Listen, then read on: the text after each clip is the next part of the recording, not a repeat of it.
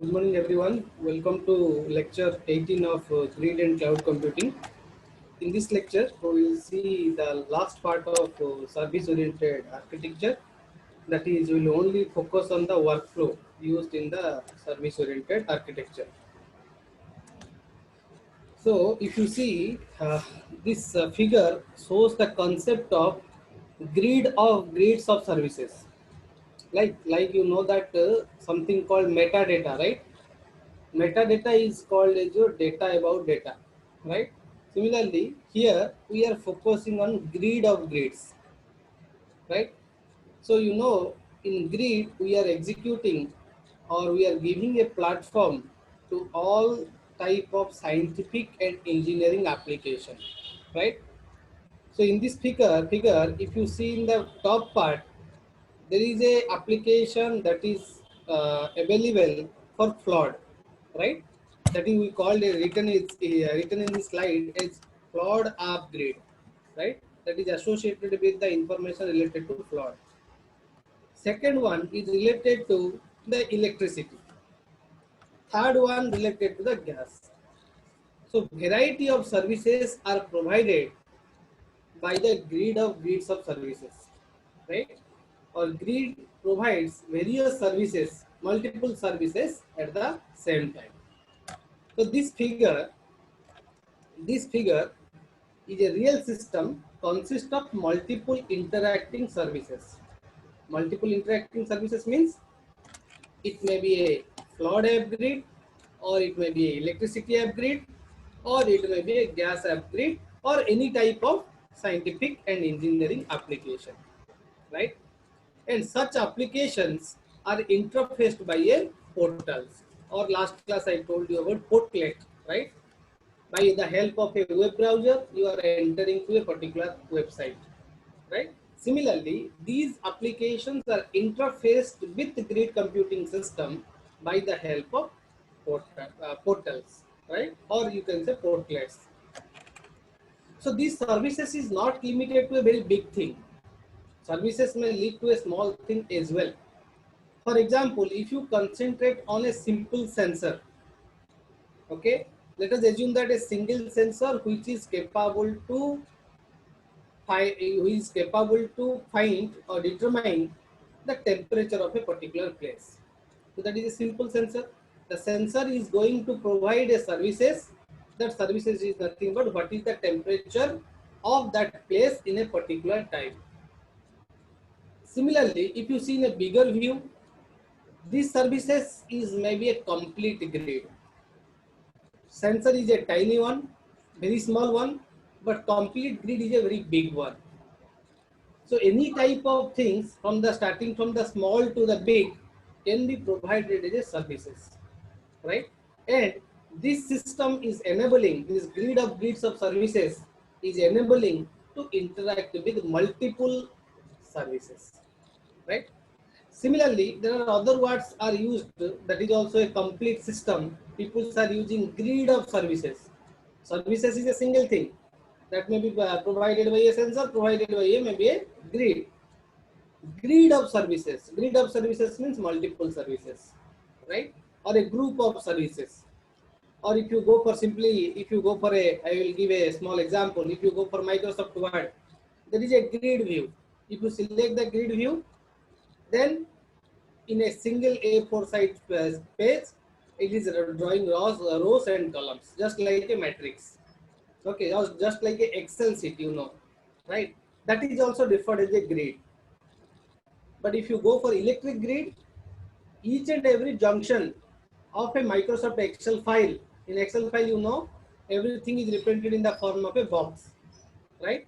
So each edge of the box, we can deploy a tower in the electric grid, okay, to store the electricity. Such concept came from these concepts only, right? Such grid computing concept came from this electric grid, right? So you can say that variety of services which is required to the customers or any scientist, or you can say authors, they can use the work, they can use the take the help of the grid in order to execute their work. That's why the complete system, if you see, that is called as grid of services. It may be grid of grids, or it may be a grid of clouds. Multiple cloud service provider can collaborate together in order to provide a services. So they can also called as grid of clouds. Right? Component grids are invoked. Why grid is used? Grid is used for sharing the information. Grid is used for the aggregating the information. Grid is used for collaborating with the various projects. It is providing you the visualization, graphical representation as well. How much CPU is used, how much work is done, where your resources is allocated. That is called as a resource discovery. How the resource will be managed. Okay, or it may be sensor fusion, or it may be a computing, or it may be a GIS applications. Any kind of things you can invoke by the help of component grids. So as I told, there is a distributed system. Grid is a distributed system. Cloud is also a distributed system. Cluster is a distributed system. These three are belongs to the parallel distributed family, right? So these systems support the study of fraud, gas, electrical energy. That's why in this figure, if you see, multiple services are provided by grid.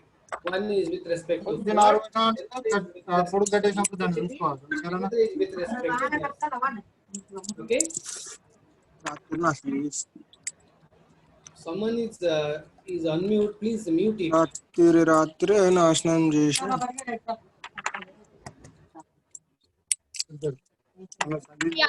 File number 5G3.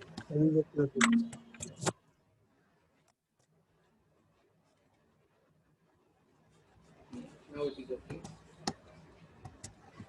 Okay. See here, multiple services are interfaced, right? They are connected through a portal, and they can use the resources. Resources, you know, always the bottom layer is the physical network, right? That is servers, data centers. Okay, any hardware things are there, that will be there in the bottom layer. Just like in OSI ISO reference model also, you have studied the bottom layer as your physical layer, right? That is more hardware, and if you come to the top layer, that is related to more software, right? So this grid is not limited to a particular thing. It may be a collaboration grid, it may be a sensor grid, it may be a GIS grid, visualization grid, or compute grid. So based on your applications, you can use any type of grid. So what kind of things you can get from grid? You can get registry. I told you something called X registry or X bias, right? So such type of registry is maintained in the grid. It is also providing you security features. It is completely distributed. So each and every computer which is participating in a distributed system must have some security feature, right? It will also give you the notification about your job or any event notifications. It is having the workflows. Workflows provide you a sequence of execution in which order you are going to execute your application. Instance messaging, you can message from one node to another node. Metadata, that is your data about data. And next one is your data asset storage. So these are the facilities that can be provided from grid side. So this workflow, you can say that you have 8 semester in a particular course, BTech course. So you can say I can design a workflow. This workflow I'll take 8 nodes, 1, 2, 3, 4, 5, 6, 7, 8. And first node I'll connect with the second node. For example, this node I am representing the first semester. Then I will say, then there is a second semester. Then there is a third semester. So this can be also called as a workflow. Okay, because you are doing a sequence of study, right? One after another. For example, after second semester, there is a backlog exam. Then you can say there is a loop from 2 to 1. Okay, or after second year, second semester result, you are going to evaluate the result. If the result is not good, then you can say the student will again study the first semester. That is a year-back policies. So that can be also considered as a workflow. Similarly, various works in the grids or in the service oriented architecture is following based upon the workflow, right? That's why workflow describe the programming, the interaction between the services, between two services is possible. You can say this is a services, this is another services. They are interfaced or they are interacted with each other. That is called your workflow. Programming the web or grid is done by the workflow. Software coordination, service orchestration, that is nothing but service automation, because these things we should not maintain manually. Manually you cannot do it, right? Earlier it is done manually. If you go for any organizations, they are doing manually. Now there is automated system is there because of the service orchestration. Similarly, service process coordinations, service conversation, web and grid scripting, application integration, and software bus. These are the features that are provided by a workflow. In an overall sense, you can say it is a sequence of work, and you have to decide which service is dependent on which other services, right? It may happen in order to start a particular services, it is dependent on other services. So until only the services is completed, you cannot start the second one. Okay, they are also following your control flow. Control flow, it is first one is executing, then the control is given to the two to start its execution. It also requires your scheduling. You have to find a proper ordering of these services, so that once you want to start a particular resource, a particular services, you have to make sure that all the associated data is available. Okay. Similarly, it is also focusing on the data flow. I told you in some class also, we are writing some statement as C is equal to A plus B. Then once you get this data can be used here. C minus B is equal to, let's say, D. Right? So that is your also data flow. The data consists of containing your C need to be given to the second statement. So this workflow is a two-level programming model. Is a two-level programming model. If it is a basic services, you can write C, C++, Fortran, Java, and Python language programming environments in order to get your job done. But in the second level, what you need? Coarse-grained programming. Coarse-grained means you are maintaining everything as a single unit. Fine-grained means you are going for a detailed view. So in this workflow, coarse-grained programming of services interacting with one another. Okay, the services needs coarse-grained programming. One service is interacting with another service in order to provide a composite service.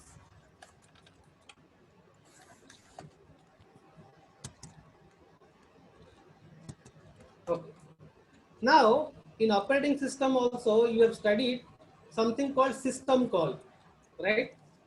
System call, why you are requiring? Because you know that operating system space is divided into two parts. One is your user space, another is called as your kernel space, right? So you are using various type of system call. For example, you want to create a child process. So what you are doing? You are writing a system call that is called as fork. If you want to wait for your children, you are writing a system call called wait. Similarly, in order to read and write the files, we are using a system call that is called as pipes, PIPE, pipes.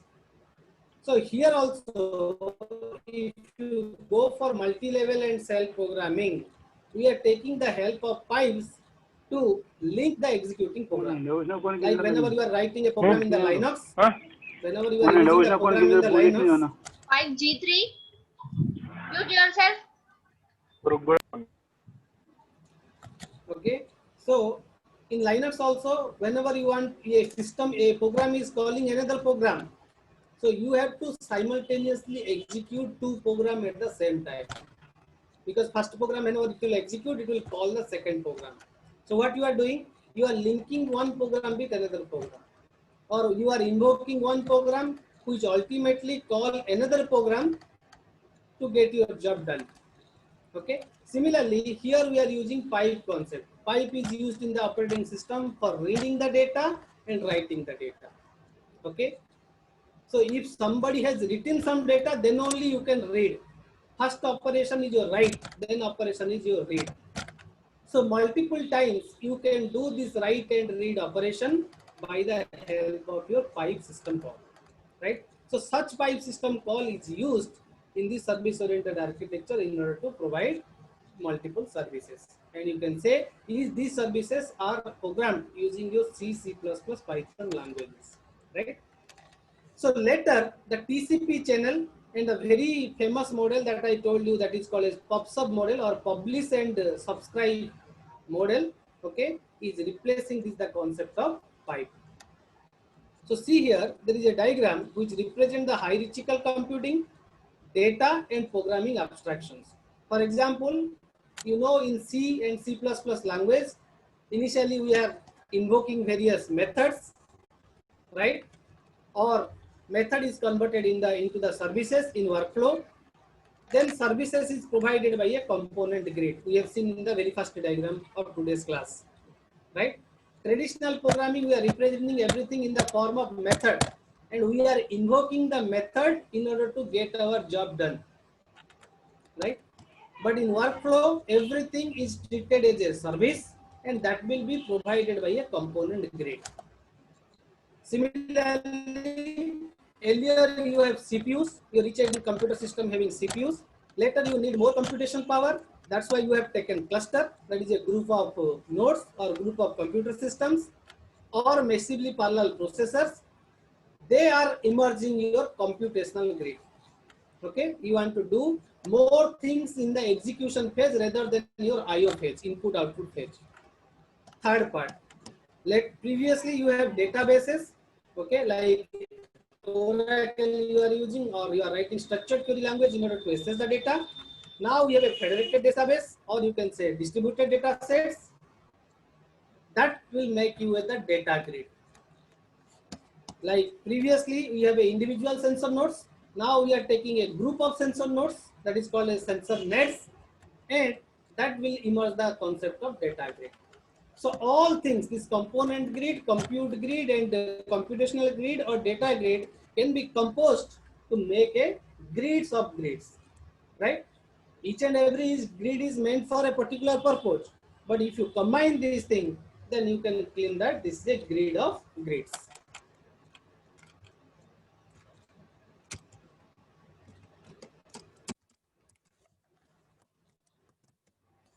Okay. The next is, this workflow is developed by Workflow Management Coalition, right? This is a forum who developed this particular thing that is called as workflow, right? It is not limited to the scientific applications. It is also very famous in the business process management. But the difference is that in the web service, there is a automation that is provided by your service orchestration. But in the business process management, it will be decided by human, not by the computer, right? Suppose I will say first, if in a file processing system, suppose you want to write a file to your director or principal. So you have to go through your faculty advisor, then head of the department, then dean, then to the director. So you are following a sequence of process, right? So once your application job is done, then only you will say that your services will be provided by a particular institute organizations, right? So here if you see the entire business process, okay, or entire process is a manual one, not an automatic one. But whenever you go for the services, okay, there you have to see the entire system should be an automation one. So what we need, generally we need automation of the business process. If everything will be automated, once you submit an application, your faculty advisor will get one notification. He will approve it so that it will go to the head of the department. He can see your application, then he can forward to respective dean or to the director in order to approve a particular application. That's why documents or information or tasks are passed from one participant to another, one user to another user according to a set of procedural rules. There is a procedural rule because workflow also one is dependent on others, right? Until unless the first person will not approve it, it will not go to the second level, right? So this workflow concept you can explore, like Linda is used in the one workflow concept. HENC is also one of the workflow concept. AVS, Cora, and complex shell or Perl scripts. If you know about the web programming, then these Perl scripts are used or Java scripts are used. So such are enabling your workflow concept. And one of the very famous concept also used in the workflow, that is called as your Patrinet. In Patrinet, what happens? The entire things can be represented in the form of a diagram which will show the abstract view of your services. For example, see here, I have given a small example that is used in the software. Let us consider a particular restaurant. Now it is due to COVID scenario, we are not going to restaurant, we are giving online order. Okay. So whenever you are placing a particular order, then what happens? An order is arriving to a particular restaurant. You have selected a restaurant, you have selected the item, you have paid the money, and the order is reaching to a particular restaurant. Once order arrives, similarly multiple users are accessing the services. So similarly, many orders are reaching in a particular period of time. Let's say in each 15 minutes they are getting 10 orders. So initially your order is placed in the waiting stage. Okay. Then one by one they will start the processing. Based upon the arrival of the order, they will start processing. Right. So they will pick one order from this waiting list, start executing on that order. Once the process is completed, then they will again go to the machine shop is idle. Okay, they have already prepared the order, okay, or items. Then the next order will start. Right. So this process will complete unless there is no order in the system. Right. So once the order is complete, okay, if you have multiple items to prepare, then they will continue this loop. Once all the items are completed, then they will say your order is completed before moving to the another order, and the order is sent for delivery. So that can be also considered as your workflow, right? Similarly, if you go for chemical informatics project or business intelligence areas, in info science or pipeline pilots, these are the projects used in this particular domain. Okay, these are the scientific terms that you have to explore. There is nothing to know about these particular projects because these are the project names. Already these project names are there. Okay, just I am telling you, these are also using your workflow. Then what we need? We need always a lightweight system. Okay, why workflow is used? Workflow is used for the lightweight system. Nobody want to specify each and everything in a particular place.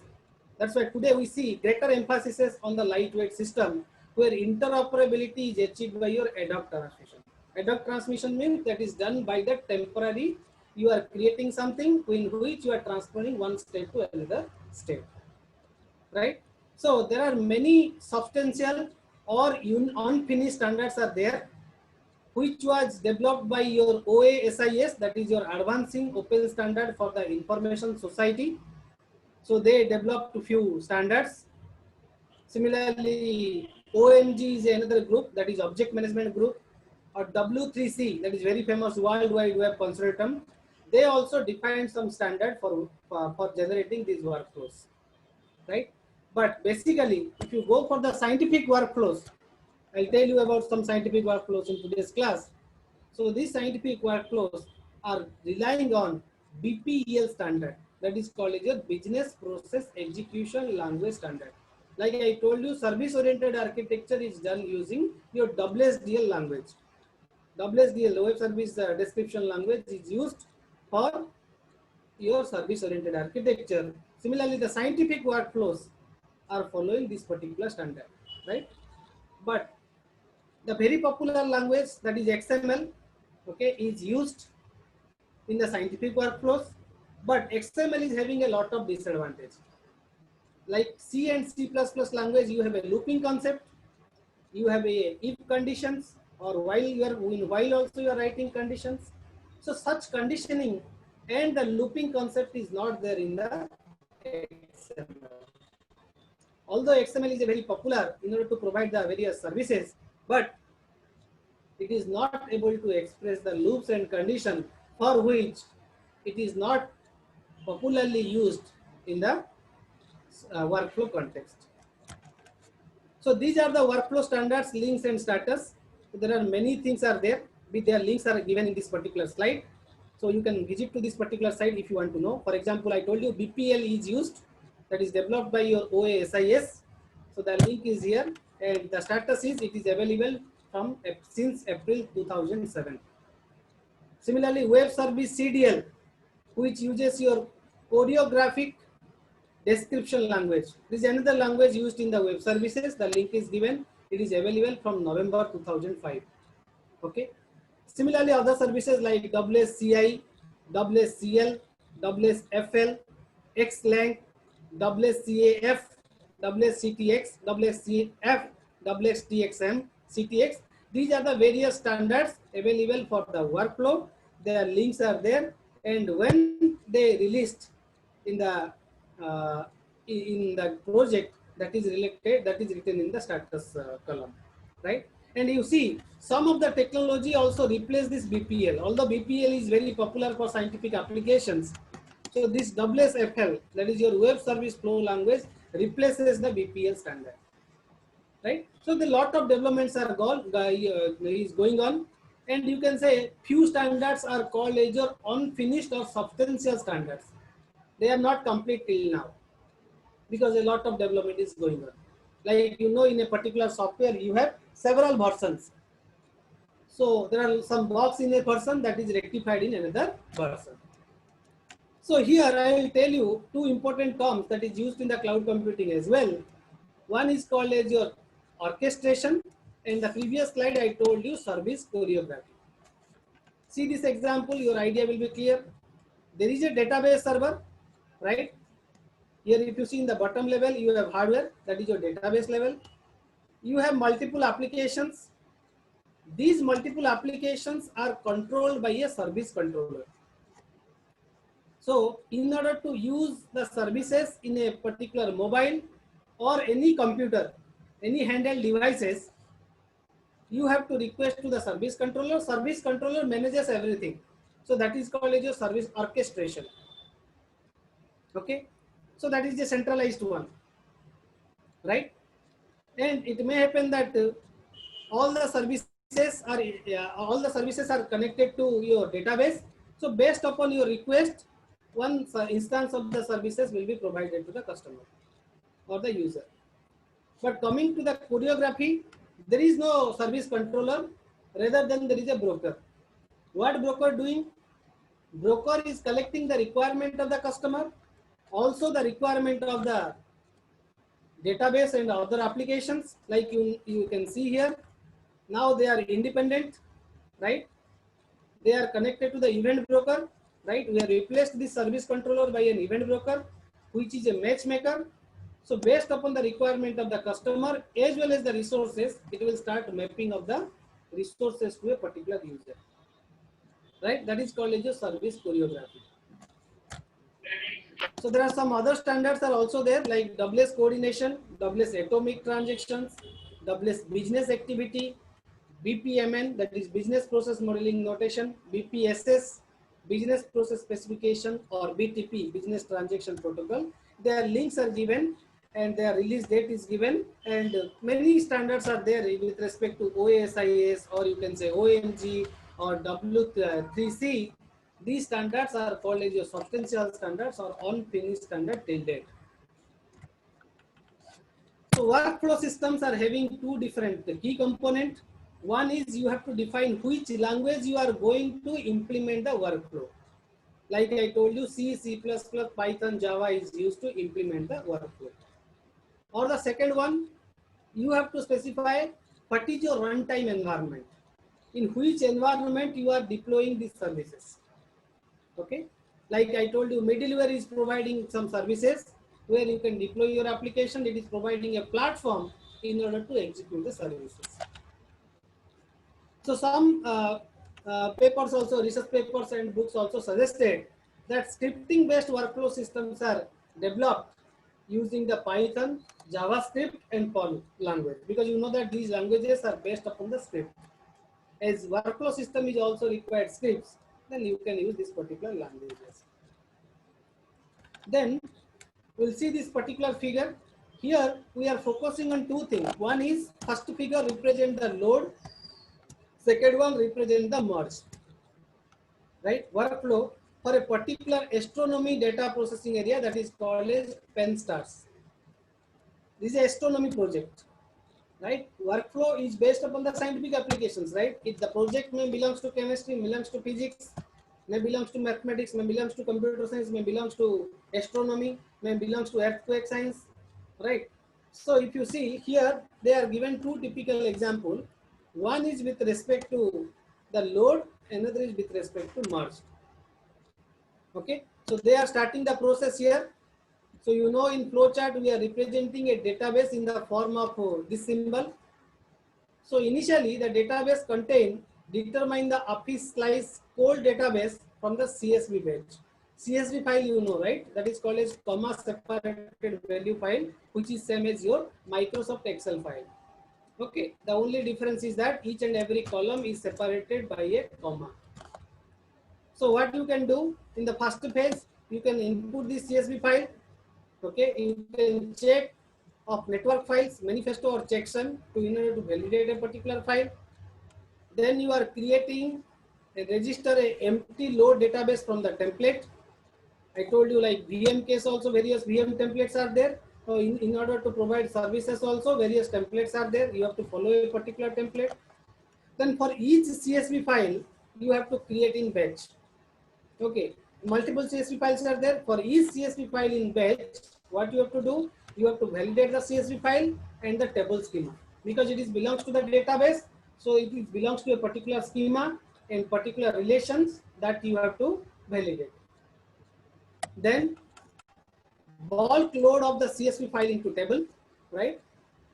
You have to load the CSV file into table, then perform the CSV file validation and repeat for the next CSV file. You take next CSV file, validate it, load it, and perform the validation. This process you have to iterate until unless all the CSV file will be uploaded to a particular table, right? So once it is done, you can say perform load database or batch validation and end the process.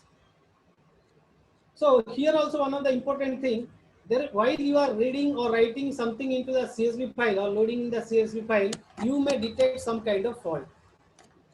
Okay, that fault you have to detect. Okay, and if possible, you have to do the recovery operations as well, and also you have to notify to the admin that there is some fault associated with this particular file with respect to file loading or file processing or anything. The similar kind of operations we are doing here in the merge.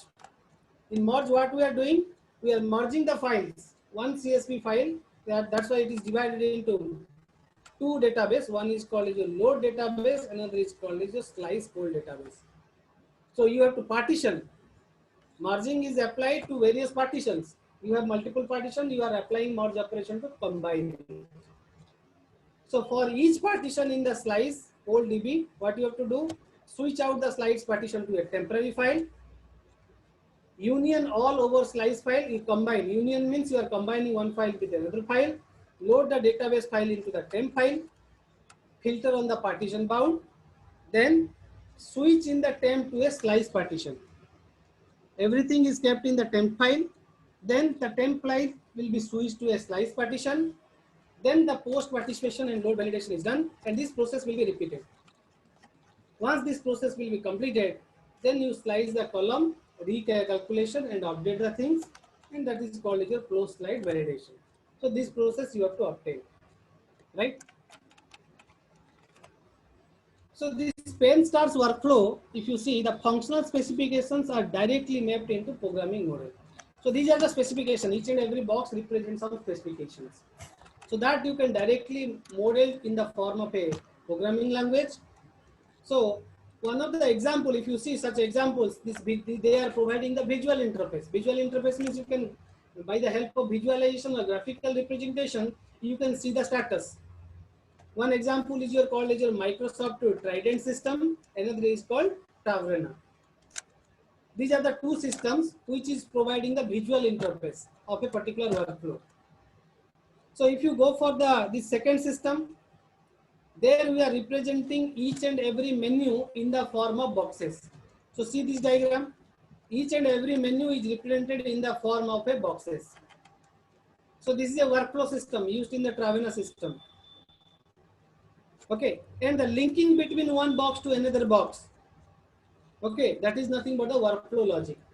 How the data or control flowing from one unit, one box to another box. Okay, so each and every box may contain the metadata. This metadata can be inspected by the user at any point of time. So this is belongs to a gene project. So most of the term may not be clear to you, right? Just you try to understand what is the logic. So like there is a gene project, they are saying the project name is Gene Engineable, right? Then they are getting the home logo. The home logo can be three types. One is MM sequence, RN sequence, and HS sequence, which is used in the DNA computing. So these terms may not be familiar with you, right? So you see how the sequence is flowing. Sometimes you are doing the classification, sometimes you are doing the merging. Like get unique to MM sequence, RN sequence, HS sequence, you are dividing. Again, you are merging. Okay, so like that, the workflows will be flowed. So you can represent each and every box in the form of a node or a circle, and these links will connect from one circle to another circle. That can be visualized as a workflow system. So this another one is called as your Tornado tracking workflow for lead 2. It is also a scientific project in which they are using MPI programming language for doing the weather simulation. Like I told you, weather forecasting project, the similar kind of data processing is done by this workflow using the MPI language. Okay, it is performing the weather simulation. So if you see here, concurrency is multiple works you are doing at the same time. So expressed in the form of workflow using functional parallelism. Here we are doing functional parallelism instead of doing the data parallelism. And you know there is a difference between functional and data parallelism, because data parallelism, what we are doing, a big data set is divided into small parts, right? That is called as your data parallelism. But in functional parallelism, what we are doing, we are dealing with different services in an application. In applications, there may be a multiple nodes. Each and every node can be represent a particular service.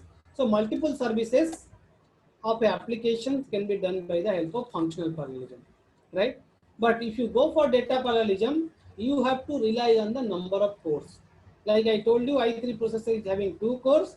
So 2 different data can be processed at the same time if you are not using multi-threading concept. If you are doing multi-threading in each and every core, so multiple works inside a core also you can do. That kind of parallelism is possible. So now we'll go for a poll, then we'll continue.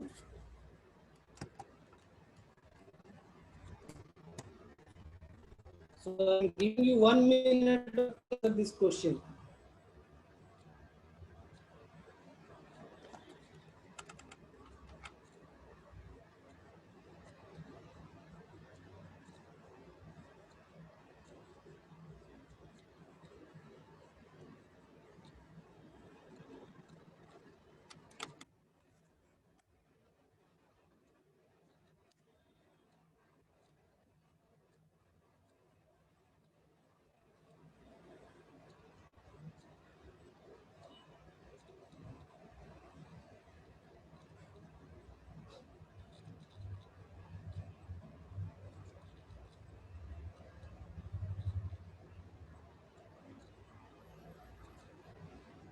All of you answered, or anybody is not getting the poll? Please write in the chat box.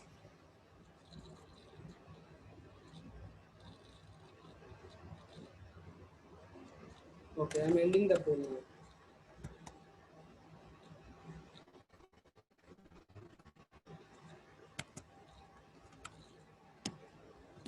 Okay.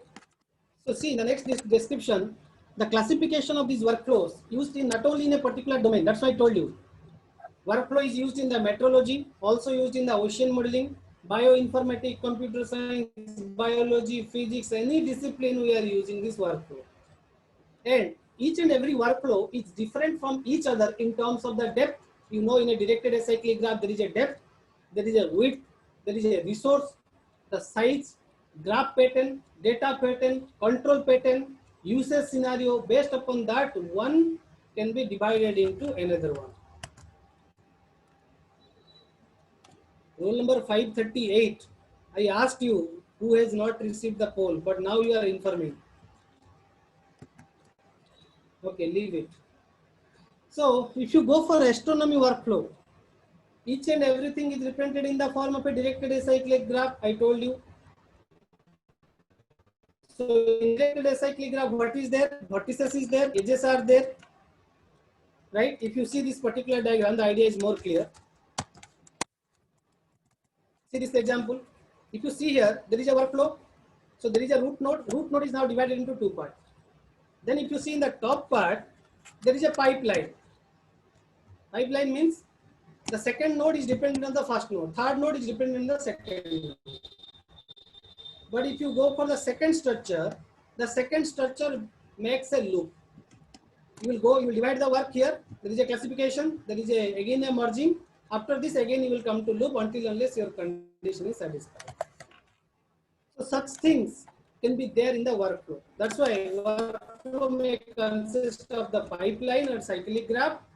And these things you can implement in the PHP also, the most popular building mesh up language. Okay. So this workflow is also, you can see the Degman used in Condor. That is, Condor is a grid computing one that is in the Globus project, a sophisticated DEG processing engine. Similarly, Tarajon or Ant can easily represent these directed acyclic graphs.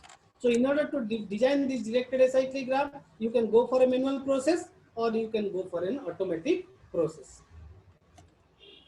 So this figure, whatever we discussed, there is a pipeline and there is a loop, right? There is a pipeline in the top part, there is a loop in the second part. Similar type of patterns you can get in multiple workflows. So it specifies the interaction between the constituent services and activity.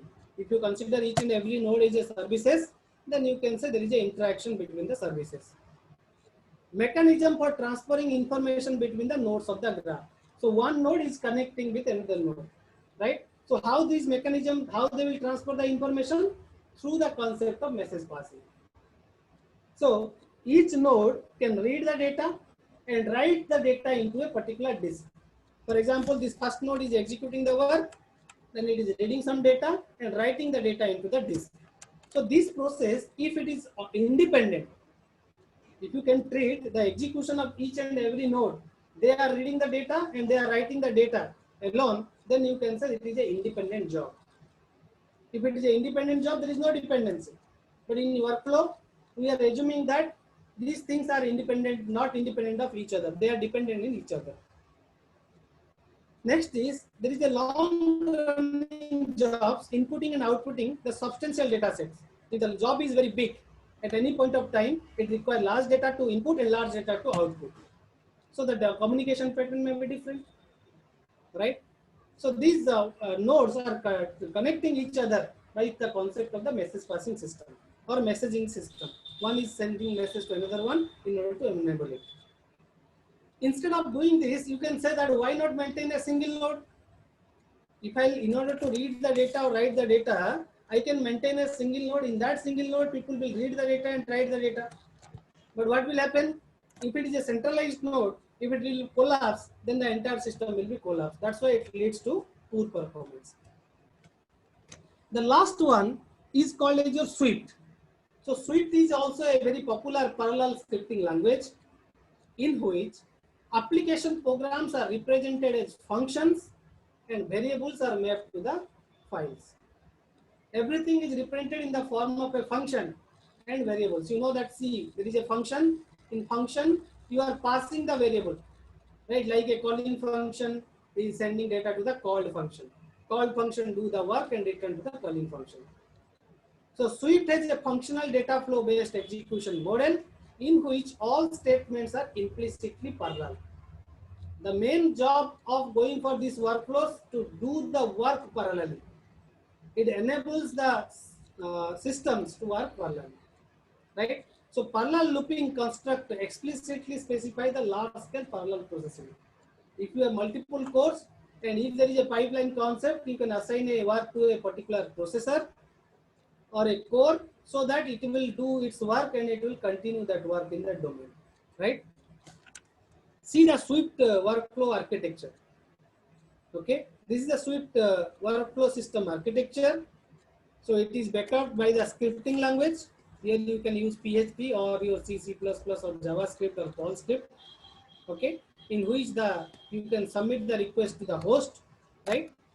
And Swift is also having a workflow status log in which you know that what is the status of each and every workflow submitted by a particular user. The log file is generated here. Swift is connected to your data server.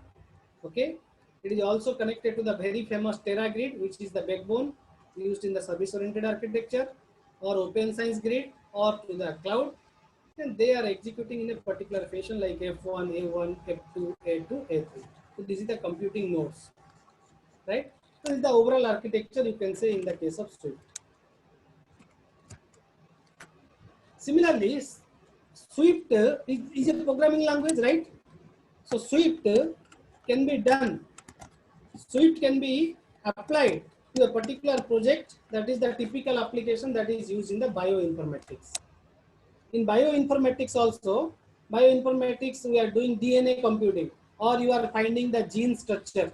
So there also you can use this Swift programming languages, right?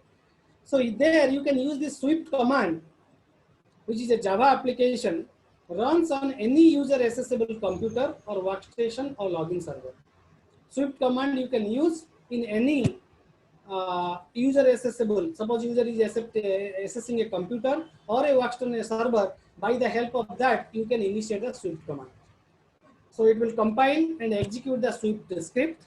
Like I told you here, we are using in the previous slide. I told you we are using a script, right? Here we are using the script like F1, F2. Different scripts are there. Coordinate the remote data transfer and execute the application on local and distributed parallel resources. And this program, as it is require parallel structure. So the very famous one, this problem can be mapped to MapReduce. I told you how we are doing word counting problem using MapReduce in the previous classes. A typical example, if you see, there are 100 processors are there. Total number of processors in a particular server or you can say data center is 100 processors are there. Or you have a system with 100 processor. The script can execute 100 invocation.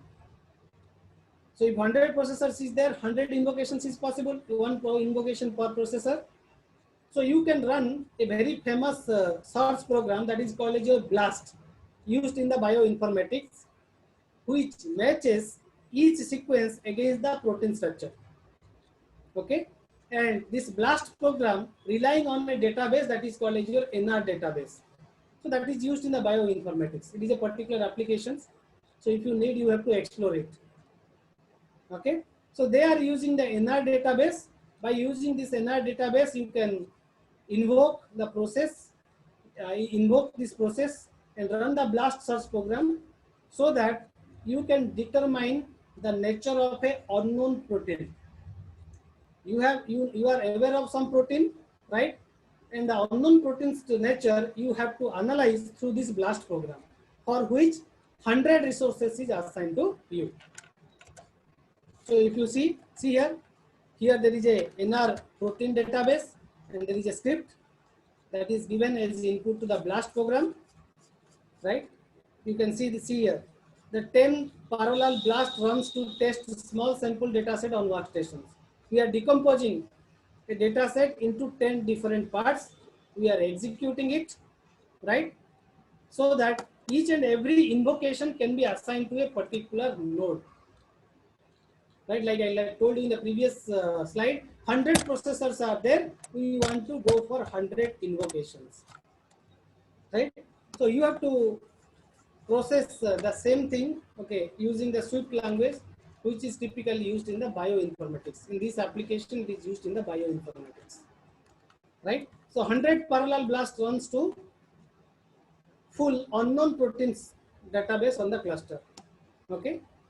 So our objective is to find the unknown proteins in this particular project, the bioinformatics project, which uses your Swift language. Okay. So this is all for today. Before ending this class, let us go for another poll. Okay, now the poll is not possible. Okay. So this is the end of the unit 3. Next class we will go for the cloud programming models.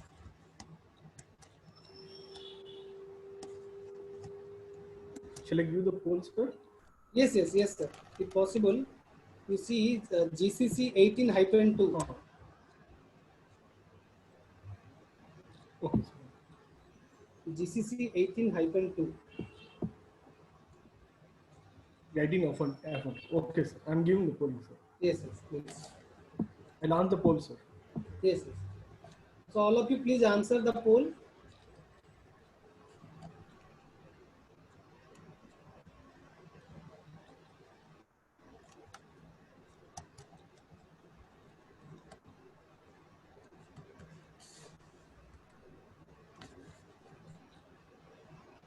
The question is about XML is not well suited for DES. I told you we are using BPL standard, right? In the case of workflow, where XML cannot be used because XML has some deep drawbacks. So that is the question related to XML. Why we are not using XML? Why it is not well suited? Shall I end the poll, sir? Yes, sir.